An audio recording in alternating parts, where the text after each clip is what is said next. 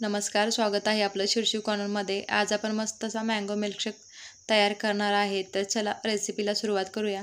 इथं मी 2 मोठ्या साईजचे आंबे घेतलेले आहेत। त्याच्यामध्ये जवळजवळ 3 ते 4 ग्लास मँगो मिल्कशेक तयार होतं। तुम्हाला जेवढं करायचं असेल त्याच्यानुसार तुम्ही आंब्याची क्वांटिटी कमी जास्त करू शकता। इथं आंब्याला आता आपण या पद्धतीने कट करून घ्यायचं आहे आणि पल्प काढून घेऊया।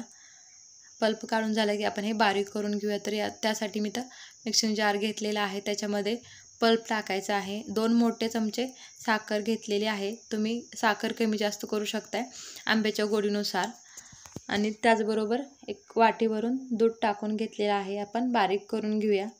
तर बघा मिश्रण थोडं आणखी घट्टसर आहे, तर आपल्याला इथं आणखी दुधाचा वापर करायचा आहे। इथं मी अर्धी वाटी दूध टाकून घेतलेलं आहे। व्यवस्थित असं मिक्स करून घेऊया आणि आता आपण हा मँगो मिल्कशेक सर्व करूया। तर त्यासाठी तर ग्लासमध्ये आपल्याला बर्फाचे तुकडे टाकून घ्यायचे आहेत आणि जे आपण तयार करून घेतलेला मँगो मिल्कशेक होता तो टाकून घ्यायचा आहे।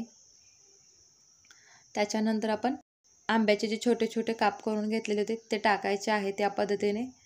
आणि त्याच्यावरती तुम्ही आईस्क्रीम टाकू शकता, फ्रेश क्रीम टाकू शकता।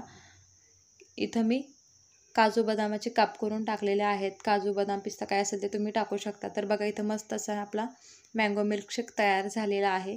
तर तुम्ही पण ही रेसिपी नक्की घरी ट्राय करा। आणि जर रेसिपी तुम्हाला आवडली असेल तर लाईक करा, शेअर करा, सबस्क्राईब करा आणि त्यापुढील बेल आयकॉनला प्रेस करा। Thanks for watching.